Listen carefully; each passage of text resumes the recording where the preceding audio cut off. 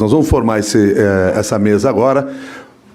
Eu falo mesa, é forma de falar, evidentemente que isso não é uma mesa, mas é uma sala de debates e de discussões a partir dos dados que aqui foram apresentados. Mas antes de chamar os nossos convidados, eu queria dizer para vocês que essa pesquisa que vocês acabaram de ver, ela já está à disposição no site da Transparência Internacional. Então, se vocês seguirem minha recomendação, entrem agora no site da Transparência, porque vocês têm esses dados lá. Isso ajuda, inclusive, para vocês terem como base o que nós vamos falar aqui. Quando nós falarmos de determinados dados, os dados estão todos lá. Se não puderem entrar agora, ou se não entrarem agora, não se preocupem. Isso tudo permanecerá lá no site e, sem dúvida, é importante para levar essa reflexão para dentro das empresas, das áreas públicas, enfim, das diferentes áreas que estão debatendo aqui. Tudo ok aqui, gente? Então, eu vou chamar aqui para o palco para que a gente possa ampliar essa discussão a partir dos números que foram apresentados pelo Felipe e pela Janaína. Antes de falar isso, eu queria lembrar o seguinte, tá? Logo depois desse painel aqui que nós estamos tendo, nós vamos discutir os próximos passos da lei anticorrupção no âmbito federal e nos estados, com a participação de autoridades, governadores que aqui estão convidados. Para participar dessa mesa aqui, então, de discussões agora, eu queria chamar a Chantal Pilet, que é executiva de Compliance e Gerenciamento de Risco. Chantal, por favor. Ana Luísa Aranha, gerente sênior anticorrupção do Pacto Global da ONU. Por favor, Ana. Vocês fiquem à vontade no lugar que... Escolham o lugar que vocês quiserem. E o Rafael Sodré, sócio de Compliance e Investigação do escritório Machado Meyer. Por favor, Rafael.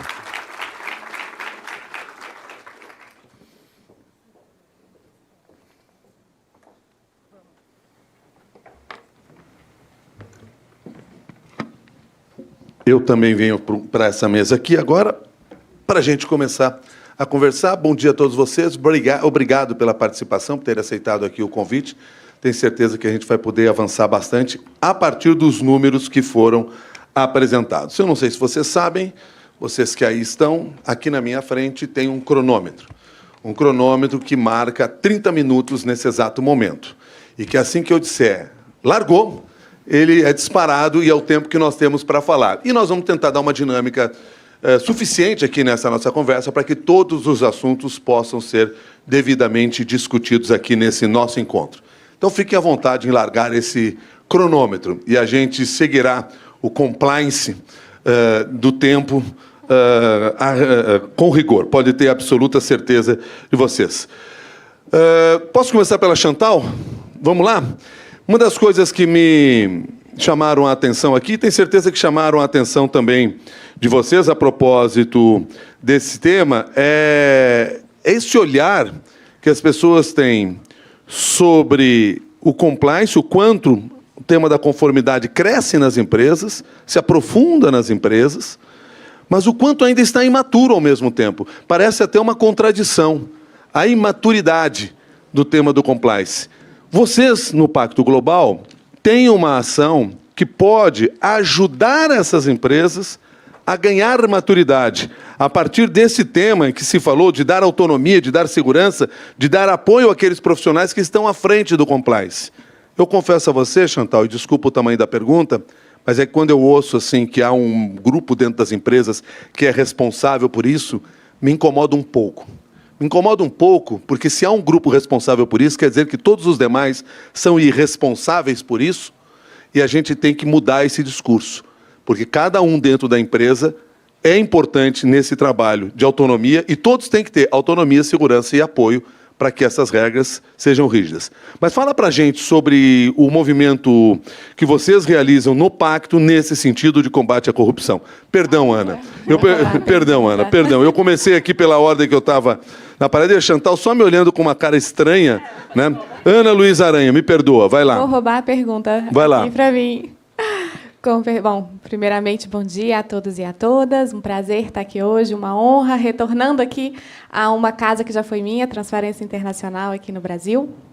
Mas falando sobre a pergunta sobre o movimento Transparência 100%, que foi citado, inclusive a TI é membro do nosso comitê consultivo do movimento. O movimento ele é um chamado para as empresas se engajarem na pauta anticorrupção. Ele é um movimento ambicioso. O que o Pacto tinha em mente quando montou o movimento? E eu já chego nos pontos apresentados aqui pelo Felipe Janaína. A gente queria um chamado ambicioso para que as empresas se engajassem no 10º princípio do Pacto, que é um princípio de anticorrupção. As empresas devem combater a corrupção em todas as suas formas, inclusive extorsão e propina. Mas a gente não queria ir pela via do tolerância zero contra a corrupção. A gente entendeu que essa pauta de tolerância zero já estava, bem ou mal, entendida, bem ou mal superada. Então, não existem mais empresas que não dizem que não toleram corrupção. O que a gente poderia pedir em termos de ambição, então, para atingir a Agenda 2030 das Nações Unidas, o Objetivo de Desenvolvimento Sustentável número 16 e combater a corrupção no setor privado, junto com o setor público? Transparência. E foi aí que o movimento montou, o Pacto montou um movimento Transparência 100%, entendendo que o tema de transparência privada ainda é uma fronteira. Não que a gente não esteja lá em alguns pontos, mas ainda podemos avançar. Então, não partir pela via do tolerância zero, mas uma via positiva de pedir transparência. E aí o movimento pede transparência com 5 metas bastante ambiciosas, que toca vários pontos abordados aqui durante a pesquisa, que os compliance officers trouxeram como pontos que podem ser aprimorados ainda. Um dos pontos, eu vou começar por ele, que tem bastante a ver com o item número 1 aqui, que foi treinamentos. 21% das pessoas entrevistadas responderam que é algo que pode avançar. O movimento ele pede 100% da cadeia de valor de alto risco treinada em integridade. Então, você precisa, primeiro, fazer uma avaliação de risco da sua cadeia, entender onde são os seus elos, que são os seus maiores riscos, e treinar todos eles em integridade. E treinar não é comunicar. Então, não é enviar um e-mail, não é enviar uma comunicação, não é colocar um banner. É realmente treinar, dado que você já fez o dever de casa de entender quem é a sua cadeia de valor de alto risco. Então, essa meta do movimento conversa diretamente com um dos pontos trazidos aqui, treinamento da cadeia de valor de alto risco, que também conversa com a pergunta sobre pequenas e médias empresas, que a lei anticorrupção não necessariamente ajudou muito as pequenas e médias empresas, conversando com as empresas do Pacto Global. O Pacto hoje aqui no Brasil são mais de 1.900 organizações que compõem o Pacto aqui no Brasil. Globalmente falando, a gente está falando de mais de 20.000 organizações, membros do Pacto Global. A gente, conversando, entende que cadeia de valor é também outro ponto que a gente ainda pode avançar mais, né? Como que você consegue, grande empresa, fazer com que a sua cadeia esteja engajada em anticorrupção da mesma forma que você. Os outros pontos do movimento: 100% de transparência nas interações com a administração pública. Então, enquanto a gente ainda não tem uma legislação de lobby, que a gente, pelo menos, garanta que é, inclusive, uma forma da empresa se defender, garanta que ela está sendo transparente em relação às interações relevantes que ela tem. Os outros pontos: 100% da remuneração da alta administração íntegra, o que significa ter critérios de integridade na distribuição da remuneração variável, porque a gente sabe que estabelecimento de metas muito ambiciosas, sem prestar atenção em como aquela meta vai ser atingida, pode ser um fator que incentiva a corrupção. Então, prestar atenção em como a remuneração variável é colocada na empresa. 100% de transparência sobre a sua estrutura de compliance e governança. Parece uma meta boba, mas a gente ainda não sabe, muitas vezes, quem é o compliance officer de grandes empresas, a quem ele se reporta, justamente tentando garantir um ponto da pesquisa também, que é a autonomia, né? Qual que é esse organograma, para quem que o compliance está respondendo? Ele está dentro de uma área do jurídico ou ele tem autonomia, ele consegue reportar direto para o conselho, por exemplo. E, por último, 100% de transparência do funcionamento do canal de denúncia. As empresas, pelo menos do Pacto aqui no Brasil, a esmagadora maioria tem canais de denúncia, então a porcentagem é mais de 97% tem canal de denúncia, mas o que o movimento está pedindo é: este canal funciona? Você tem uma política de não retaliação? As pessoas confiam o suficiente que elas não vão sofrer retaliação para poder denunciar? E a gente sabe também, trabalhando do Pacto, que o canal é uma das principais formas com as quais as empresas conseguem descobrir que está acontecendo corrupção. O canal de denúncia é uma fonte muito rica de da empresa descobrir o que está acontecendo ali dentro da própria casa dela. Então, o movimento ele pede integridade nesse funcionamento dos canais de denúncias e transparência sobre esse funcionamento. Agora sim, Chantal. E aí, pegando o gancho do que eu estava falando antes, sobre a participação dos funcionários, essa imaturidade a qual a pesquisa mostra, essa imaturidade passa porque se concentra em apenas algumas pessoas. Esse trabalho dentro da empresa passa porque realmente é pouco tempo ainda de uma lei que se estabelece, mais do que uma lei, de uma ideia que se estabelece dentro das empresas? Bom dia a todos. Obrigada pela pergunta. Um prazer imenso estar com vocês hoje. Eu acho que o sonho de todo compliance officer, Milton, é de que a nossa cadeira seja extinta, porque a gente sempre fala, como compliance officer, que deveria permear. O compliance permeia a cultura organizacional das nossas companhias, das nossas empresas, olhando no ponto de vista de negócio. O compliance, ele, como você falou, né, onde nós estamos, deveríamos todos, um dos pontos que aparece da independência dos compliance officers, estarmos ligados à alta administração, que tem a responsabilidade, no final do dia, pela transparência, pela equidade, pela garantia da continuidade da companhia no tempo e que ela seja menos exposta a riscos externos, as adversidades aí desse mundo conturbado que a gente tem vivido de negócios. Então, cultura organizacional.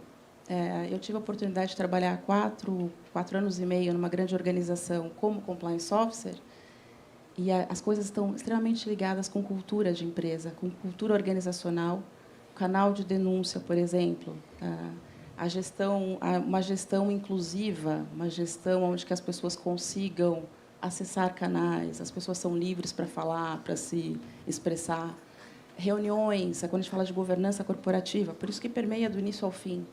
As reuniões de governança, elas têm pautas de integridade. O quanto isso é falado dentro das reuniões de diretoria? Quanto temas de reuniões de resultado integram temas de compliance? Né? Enquanto isso, na tomada de decisão, o compliance é base de tomada de decisão de negócio e de gestão de fator de risco. Né?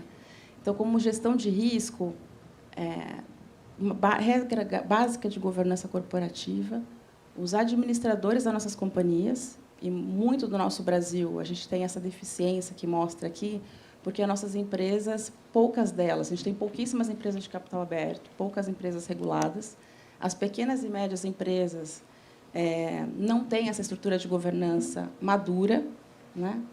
A gente permeia por aqui, são muitas empresas familiares, muitas empresas pouco organizadas, uma gestão pouquíssimo organizada, e aí a tomada de decisão ela fica mais sensível a conflitos de interesses, a defesa de poder, né? O meu poder na minha cadeia, o poder que as nossas empresas podem ter dentro dos seus setores, a sua manutenção de poder, principalmente num país onde nós temos esses desafios econômicos, financeiros e políticos bastante relevantes. Esses dias, numa aula que eu estava dando, uma pessoa me pergunta se era possível fazer negócios íntegros no Brasil. Fiquei meio atordoada com a pergunta. Mas você respondeu o quê? Eu falei, eu preciso acreditar que é possível, porque é isso que eu trabalho todos os dias, é isso que eu levanto, que nós estamos aqui hoje fazendo esse debate. Eu caí do avião, estava brincando, que eu cheguei em Guarulhos hoje às 6h para vir assumir a responsabilidade de lutar contra a corrupção, né, Bruno? E é o que eu acredito. E quando a gente fala da pauta de corrupção, a gente precisa não desassociar a corrupção, a luta contra a corrupção, dos outros temas de integridade. Né? Então, a lei fala da integridade e ainda limitando a integridade apenas à corrupção. Mas a corrupção, ao meu ver, para mim é fato, ela é causa raiz de todos os nossos problemas sociais. A corrupção, quando a gente vai falar de uma agenda ESG, por que eu não tenho investimento em saneamento básico? Por que as nossas empresas aqui no Brasil nós não temos ainda tecnologia de ponta? É porque a gente gasta mais tempo ganhando contratos ou fazendo negociações não tão transparentes, do que, de fato, investindo em tecnologia, investindo em inovação, né? Então, o gasto, quando a gente fala que a corrupção não é custo Brasil, tem um ponto que é um custo que a gente não vê, que é o custo da gente não conseguir crescer, né? Da nossa sociedade não cresce, a população não cresce, nós não temos o básico, porque a corrupção é causa raiz. E isso afeta diretamente a economia do país e os negócios das nossas empresas, né? Então, é dever de todos, sim, Milton, do número 1 aos 100 mil colaboradores, dessa percepção. Mas, para isso, precisa criar essa cultura dentro da empresa, até para que as pessoas tenham a liberdade para adotar essa postura. Porque, se você não criar um ambiente ético dentro da sua empresa, claro que as escolhas não serão tão sofisticadas quanto a gente espera. É isso. Quando a gente fala de qual é o apetite ao risco das nossas companhias, né? A gente fala muito isso, o papel de governança, o papel da diretoria executiva, o papel do conselho de administração, tolerância ao risco. A tolerância a ter uma companhia, a empresas que sejam pautadas em decisões éticas. E aí passa por uma não corrupção, fraude. O quanto você coloca nos seus executivos, executivas, fatores para remuneração. Como é que isso funciona? Porque se as nossas remunerações dos nossos executivos forem pautadas em resultado, a pressão, né, a racionalização para se fazer algo inadequado ou fora das nossas políticas de compliance fica bastante expressivo. Deixa eu colocar o Rafael aqui nessa nossa conversa. Rafael, tem 2 números que chamam a atenção. Aliás, a pesquisa ela é curiosa, porque, dependendo do ponto que você vê, você olha com certo otimismo. Dependendo da resposta que você enxerga, você diz assim, o que está acontecendo? E aí esse é um ponto. Por exemplo, nós temos ali 82% das pessoas entrevistadas dizendo que os investimentos em compliance cresceram e que vão crescer mais. Mais de 50%, 57% dizendo que vão crescer mais. Ou seja, acreditando nesse tipo de investimento. Mas aí, quando você olha a outra percepção das pessoas, a visão deles de que o enforcement dos órgãos de investigação não tem aumentado, parece uma contradição isso. E antes de você falar de contradição, eu disse aqui, quando eu estava aqui do lado, que a gente ia falar aqui nessa nossa conversa num português bem claro. Talvez todos aqui saibam o que é enforcement, mas provavelmente pessoas que não são desse ambiente, que discutem esse ambiente e que vão assistir essas nossas apresentações, não têm ideia do que é enforcement. Você podia começar explicando por aí? Claro. Bom, primeiro, um prazer gigantesco estar aqui. Queria agradecer à Transparência Internacional pelo convite, ao Caio e ao INSPER, e dizer que é um prazer estar aqui tanto com você quanto com 2 craques do tema. Né? Vim mais para aprender que para ensinar. Gente, bom, enforcement é a aplicação da lei anticorrupção, nesse caso, né? Enforcement é a aplicação da lei, né? A aplicação de sanção, no caso. E acho que... Eu gostei muito que você começou falando sobre otimismo e pessimismo. E eu padeço do mal aqui de ser um otimista, pelo seguinte ponto. Acho que há um ponto que a gente tem que considerar. Que 15 anos atrás, quando a gente ia discutir em fóruns empresariais, a gente ia discutir o que a empresa faz. A gente, bem ou mal, está aqui discutindo como a empresa faz, muito em responsabilidade de ações como a do Pacto Global, da Transparência Internacional e assim por diante. Então, acho que é um primeiro ponto positivo. Acho que há, sim, na pesquisa, uma aparente contradição. Há, indubitavelmente, uma sensação na sociedade, e a pesquisa mostra isso, que o enforcement em relação à corrupção caiu, ou seja, que o Estado tem aplicado menos e menos as legislações de combate à corrupção. Eu, até vou ser sincero, estava conversando com a Lisete, com algumas pessoas logo antes, que a minha visão, talvez, é que se a gente fosse pegar os dados, especificamente, a gente não ia notar que tem caído o número de processos e investigações sobre a lei anticorrupção. Não é o caso. A gente tem, sim, um aumento até no número de casos, mas não há dúvida de que o perfil dos casos que têm sido investigados tem caído, bem como a atenção que a imprensa, a mídia, a sociedade em geral dá para eles. O que eu quero dizer se a gente olhasse, então, os casos que estavam 3 anos atrás em discussão na CGU, eles iam envolver grandes empresas, está na página do jornal todos os dias, os de hoje não. Porém, o que isso quer dizer para o futuro? O que isso quer dizer para os compliance officers que olham para esse cenário e dizem, não, ainda assim eu acho que vai ter mais investimento. Acho que há um ponto, né? Todos os advogados, eu brinco, nós somos fetichistas com a lei. A gente acha que a lei muda o mundo. E a gente está aqui comemorando o aniversário de 10 anos de uma lei que mudou muita coisa. Mas a lei, eu acredito aqui, que ela tem um fenômeno e um fator mais indutivo que qualquer outra coisa. Sempre falei que a lei anticorrupção ela é uma lei responsiva. A ideia da lei anticorrupção, na sua concepção, não é ser uma lei que vai mudar a sociedade punindo empresa todo dia por ato de corrupção. Ela é uma ideia de induzir programas de compliance. Para isso, né, ela usou uma tática, que é a tática que ela tem hoje, de não obrigar empresas a ter programa. Ela incentiva que as empresas tenham programa. Por isso que o enforcement é tão relevante hoje, porque se a empresa não está sentindo que ela vai ser punida, talvez ela não tenha incentivo. Mas há um ponto da fala da Chantal que eu acho que é muito relevante, que é o seguinte, né, e também na fala da Ana de cadeia de valor. Talvez a gente tenha que ser menos fetichista também em relação ao papel do Estado nisso. Seguramente o papel do Estado no enforcement é muito relevante. A gente tem aqui um dos estados que mais aplica a lei anticorrupção, que é o caso do Estado do Espírito Santo, né? A CGU tem aplicado a lei. Claro, há dificuldades, a gente vai ver, sim, dificuldades de enforcement. Porém, há um papel importante que as grandes empresas têm, e a pesquisa mostra isso, que é o papel delas cobrarem dentro do seu programa de compliance, até porque elas têm que ter esse programa não só por causa da lei brasileira, mas por causa da lei internacional, delas cobrarem da sua cadeia de valor que todos os seus fornecedores também tenham. E aqui meu último ponto nessa primeira intervenção, que é uma das questões que foi colocada na pesquisa que me chamou bastante atenção em relação à lei das estatais. O papel das estatais nesse cenário. A pesquisa mostra muito uma preocupação de modificação da lei das estatais e o impacto que isso pode ter em relação ao compliance das empresas estatais. Milton, eu acho que as estatais têm um papel muito relevante para além do seu próprio quintal, além das próprias estatais. Eu quero dizer, me preocupa menos a mudança de lei das estatais e me preocupa mais uma ideia de que as empresas estatais talvez não precisem muito de compliance. Por quê? Porque elas são um fator indutivo do mercado muito relevante. Não posso te contar quantos clientes que vieram instituir um programa de compliance comigo, porque falam, putz, olha, eu quero continuar vendendo para a Petrobras, eu quero poder vender para a Caixa, eu quero vender para o Banco do Brasil, e por isso eu vou instituir um programa. E aí, meu último ponto é, o Bruno, eu ia roubar uma expressão que o Bruno disse, ele disse na abertura dele, que é que a hipocrisia é o elogio que o vício faz à virtude, né?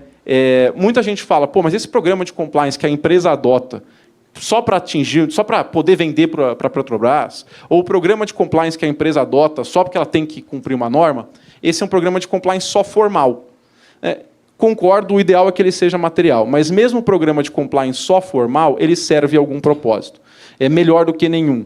Porque eu sempre faço a metáfora de Ulisses e a sereia, sabe? Que Ulisses se amarra para não cair no canto da sereia. A tentação de fazer negócio de modo pouco íntegro estará lá. Canais de denúncia, mecanismos de transparência criam constrangimento maior para isso. Então, se a gente quer ter otimismo no futuro também, é importante a existência desse programa. Deixa eu pegar o que o Rafael acabou de falar aqui para nós, Ana, porque ele lembrou que existem leis muito mais impositivas no combate à corrupção, que obrigam as empresas a terem compliance. E, ao mesmo tempo, lembrou que, em algumas situações, nós estamos assistindo aqui no Brasil um afrouxamento dessas leis. Qual o caminho que nós devemos tomar nesse sentido? A imposição, que as empresas sejam obrigadas, seria uma luta a se levar à frente ou há outras coisas a serem feitas para a gente pensar num reforço do compliance? E faço essa pergunta já pensando no nosso tempo e querendo que você costure isso, porque eu quero ouvir a Chantal também sobre esse assunto na sequência. Ana. Obrigada pela pergunta. Acho que é um ponto a ser discutido e a ser avaliado, agora, inclusive, que a gente está celebrando uma década de lei contra a corrupção. A obrigatoriedade ou não de você exigir programas de integridade. Existem alguns países e algumas legislações, como a França, por exemplo, que obrigam, acredito que Chantal pode, inclusive, comentar sobre isso também na fala dela, mas o ponto que eu queria trazer aqui, de obrigatoriedade ou não, por exemplo, citada aqui em vários painéis e falas, a OCDE agora está revendo o guia dela sobre incentivos e sanções à corrupção. Então, a gente acabou de fazer um workshop na semana passada sobre o que pode incentivar ou sancionar os países a seguir legislações anticorrupção, a não se engajar em legislação anticorrupção. O ponto levantado ali não foi necessariamente a obrigatoriedade de programas de integridade. O ponto levantado ali foi, por exemplo, que a gente pode evoluir, que é um tema que a gente trabalha pouco aqui no Brasil, em restituição, em como que a gente olha para como que a corrupção afeta a vida das pessoas e a gente pensa que recuperação de ativos pode estar vinculada a isso. Então, quando a gente for fazer um acordo de uma legislação anticorrupção, isso foi trazido não por brasileiros, mas por pessoas até de outros países que têm legislação anticorrupção, pensando na sua melhoria. Quando a gente for fazer algum acordo, que a gente faça um acordo não apenas para restituir um órgão público, mas também para restituir a população, a comunidade que foi afetada por aquele caso de corrupção. Então, acredito que esse é um ponto que a gente também precisa discutir, pode evoluir. A OCDE está discutindo, o Pacto discutiu no Policy Dialogues que a gente fez em junho, recuperação de ativos, como que a gente volta isso para as populações e comunidades, e tem tudo a ver com o que a transparência coloca, que é uma luta por direitos, então as pessoas são afetadas por casos de corrupção. Então, ali não foi tanto uma discussão sobre obrigatoriedade ou não de programas de integridade, que eu acredito que tem pontos positivos ou negativos, mas mais da gente pensar em termos de recuperação e retorno desses ativos para as comunidades afetadas. Chantal, a obrigatoriedade é uma maturidade forçada? É. E é bem-vinda? É bem-vinda. Como eu disse, eu trabalhei 4 anos e meio no Grupo Carrefour, que é uma empresa francesa, e nós estávamos sujeitos à lei francesa anticorrupção, que é a Lei Sapin, que veio anos depois da lei brasileira, que é mais recente, é uma das mais recentes leis anticorrupção do mundo. E, diferentemente do que nós aplicamos no Brasil, as empresas francesas elas são obrigadas a terem um programa de prevenção à corrupção, pública e privada, sob responsabilidade, sob pena de responsabilidade da empresa, numa pena de 1 milhão de euros por infração, não corrupção, de não cumprir a norma de prevenção, e de 200 mil euros para o administrador, né, na sua pessoa física. Então, é um ponto forçado, e, para nós, operadores da área de compliance, mesmo para a própria proteção da companhia, foi bastante importante, é bastante importante para as empresas francesas, principalmente as estabelecidas fora da França, e ajudou muito, muito. O meu departamento, por exemplo, fomos muito felizes na implementação. A lei francesa ela colocava requisitos, né, e auditava. Então, anualmente, eu era auditada pela Agência Francesa Anticorrupção, e aí tem uma autoridade central que fazia realmente investigação e buscava entender as empresas. E mostrava, Milton, queria entender não só os mecanismos que a gente já conhece, mas ela fazia testes mesmo, né? Então, tem uma autoridade central que faz testes nas empresas de controles internos, né? Busca entender não só as nossas políticas, mas também como os controles internos, os sistemas, as contas, testes mesmos eram sujeitos. Então, esse combinado de lei e de uma avaliação da autoridade, se a lei está sendo aplicada, mas a lei de prevenção, não o fato da corrupção, né? Estarmos obrigados. Então, funcionava bastante bem.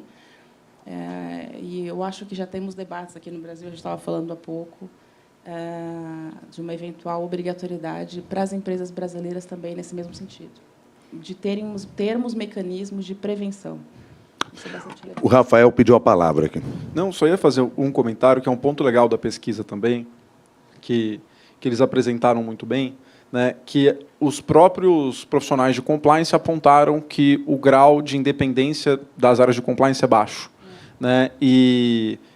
Bom, acho que o primeiro slide da pesquisa é muito importante, porque a gente está falando ainda de profissionais de compliance das maiores empresas do Brasil, né? Acho que a gente tem que considerar aqui 2 coisas, né? A gente que trabalha com compliance officers no dia a dia tem muito a ver com o que a Chantal falou. O compliance officer, ele não é e não será, né, dentro da empresa alguém muito diferente. Ele vai disputar recursos, a empresa vai ter prioridades, ela não vive para fazer compliance, ela vive para fazer...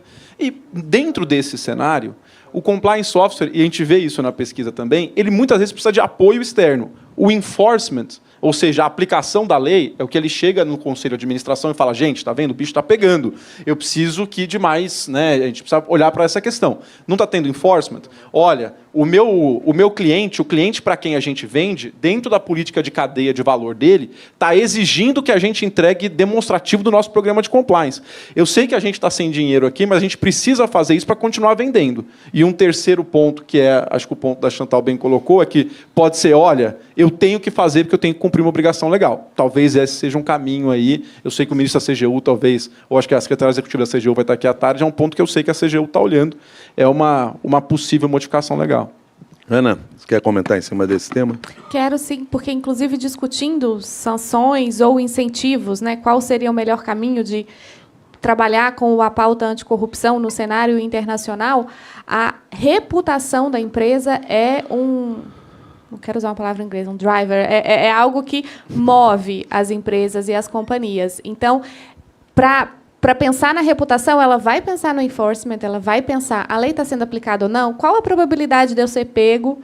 Inclusive para ela autorreportar, inclusive para ela se autodenunciar, procurar a organização anticorrupção para falar, olha, aconteceu esse caso, né, para ser a primeira e fechar ali o seu acordo. Então, inclusive, para essa análise de vou falar ou não vou falar, ela precisa entender o ambiente. E esse ambiente ela precisa entender, será que eu vou ser pega ou não vou ser pega? Será que vai ter uma cobertura midiática, inclusive? Então, a importância da sociedade civil, a importância desse tema estar em pauta, inclusive para para sentir essa quentura, para pensar, olha, tem um caso aqui dentro, acho melhor eu procurar a autoridade antes de eu ser pego. E essa avaliação de cenário, acho que ela é feita constantemente pelas empresas e acredito que uma legislação anticorrupção precisa sempre estar atenta a isso. Eu preciso estar aplicando minimamente que seja para essa quentura continuar, para a empresa não acreditar que eu não vou reportar e não é prioridade, não vou ser pego, ou ninguém se preocupa mais com esse tema. Chantal. E aí, fazendo o elo no primeiro ponto do que eu falei, a integridade ela é sistêmica e a gente tem que olhar end-to-end, né? Esse ambiente, que a gente cria um ambiente corporativo prevenindo a corrupção pública, faz com que também toda a corporação, todas as nossas organizações, todos os nossos colaboradores observem e façam prevenção também da corrupção privada, das fraudes. As nossas companhias também são muito sujeitas às nossas fraudes internas. Um ambiente corporativo de tolerância baixa a corrupção, baixa a não integridade, faz com que o ambiente seja seguro para todos nós, né? Prevenção de fraude, corrupção, assédio e tudo que afeta a integridade das nossas empresas. Perfeito. Chantal, Ana, Rafael, vocês viram que o cronômetro foi chegando ao seu final, né? Chegaram a desligar o cronômetro, né? Mas não foi porque eles querem nos dar mais tempo, não. Eles ligaram o cronômetro porque estava fazendo barulho, é por isso. Mas, enfim, eu queria agradecer a gentileza de vocês de terem aceitado o convite da Transparência Internacional, virem para cá. É evidente que essa pesquisa ela tem tantos dados que mereceriam aí ser mais aprofundados e que é por isso que ela está sendo colocada pública nesse momento. E eu lembrei lá no início que ela já está disponível lá no site da Transparência Internacional, exatamente para vocês que aqui estão e que têm total conhecimento dessa área, refletem sobre essa área, levem essa discussão internamente dentro das empresas, nos órgãos que vocês representam, para que a gente possa fazer desses números ações. Porque, no final das contas, é o que a gente mais quer nesse processo. E aqui vocês representam escritórios, vocês representam o pacto, vocês representam empresas. Eu estou aqui, sei lá, representando a opinião pública, talvez. Tenho certeza de que boa parte dos avanços que as empresas fizeram, e aí não é só na pauta da governança, mas é do social, é do ambiental também, se dá por pressão da opinião pública que não aceita mais, ou parte da opinião pública não aceita mais só bons serviços e produto de qualidade. Eles querem bons serviços, produtos de qualidade e ética, porque isso é um valor que nós estamos pedindo. E é bom que a gente veja as empresas preocupadas com isso. Muito obrigado pelo trabalho de vocês e muito obrigado à Transparência Internacional por ter apresentado esses dados. A gente segue com esses painéis aqui, refletindo e aprofundando ainda mais o tema da ética. Obrigado e até mais.